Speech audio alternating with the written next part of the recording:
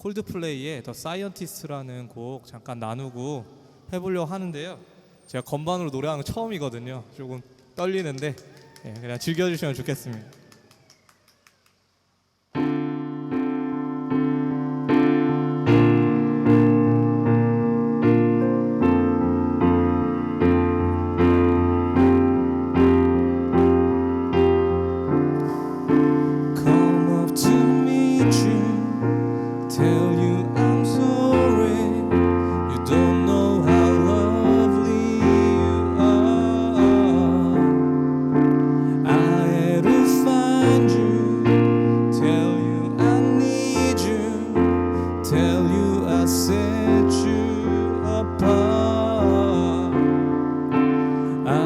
Just guessing at numbers and figures, pulling your puzzles apart. Questions of science, science and progress do not speak as loud as my heart. Nobody said it was easy. Such a shame for us to part. Nobody said it was easy. No one ever said it would be this hard. I'm coming back to the start.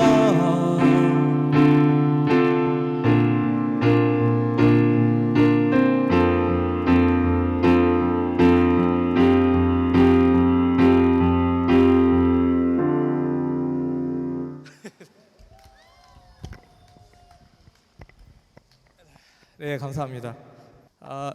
이 노래가 사이언티스트라는 노래인데요. 제가 찾아보니까 이별 노래더라고요. 어떻게 제목이 사이언티스트인데 어떻게 사랑 노래 이별 노래지라는 생각이 드실 수 있는데, 이 노래 주인공이 이렇게 굉장히 이성적인 생각만 하는 사람이에요. 그러니까 사랑을 가슴으로 안 하고 머리로 하는 그런 사람. 근데 이 남자의 태도에 여자가 이제 상처를 받고 떠난 것 같습니다. 그리고 그 여자가 떠난 뒤에 나는 왜 사랑을 머리로밖에 하지 못했을까? 왜 난 진심을 담지 못했을까? 이렇게 후회하면서 부르는 노래예요. 그래서 너가 필요하다고 말을 했어야 되는데 다 내 탓이었는데 이런 얘기를 했어야 된다고 후회하면서 부르는 그런 노래입니다. 그러니까 이성적으로밖에 사랑을 생각할 수 없었던 그 사람이 자기를 과학자라고 비유하면서 이야기하는 노래죠. 여러분, 저희가 사랑이라는 것이요, 오늘 이 노래의 내용처럼 머리로는 다 이해가 안 가는 거 다 알고 있어요. 어떤 과학자들은 사랑을 호르몬 분비로 봅니다. 호르몬 분비라는 거 뭐냐면 3년 정도면 끝난대요. 근데 이거는 제가 체험상 그렇지 않습니다. 제가 6년차 부부인데 아주 알콩달콩 잘 살고 있거든요. 3년 지났는데 괜찮아요, 아직.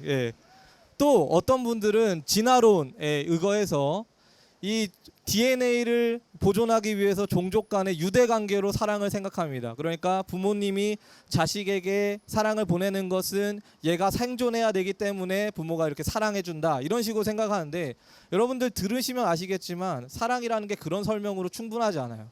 저희가 경험하고 저희가 느끼는 사랑이라는 것은 사실 과학적이나 이성적인 생각으로는 설명이 충분하지 않다라는 겁니다.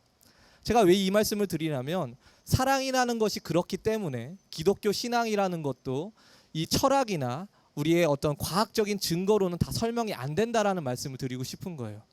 예를 들어서 이슬람이나 아니면은 유대교 같은 경우에 우리가 율법으로 충분히 그 종교를 해석할 수 있습니다. 뭐 불교나 유교 같은 경우에는 철학으로 해석할 수도 있을 거고요.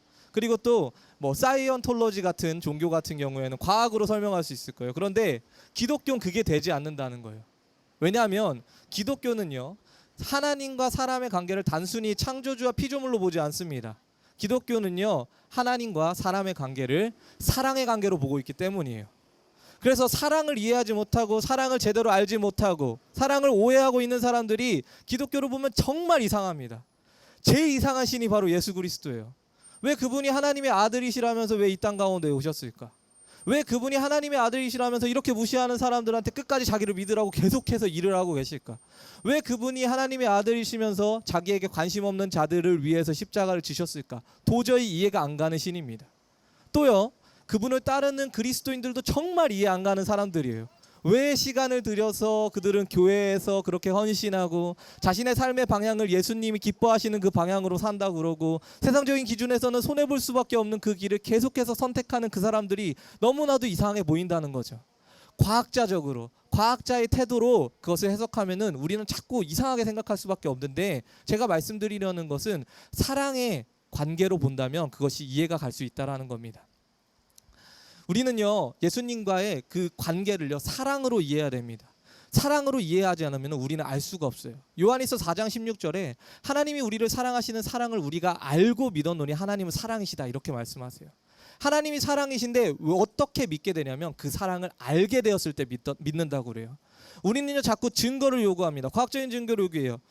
제게 하나님 계시다는 거 과학적으로 증거해 줄 수 있으면은 제가 믿을게요.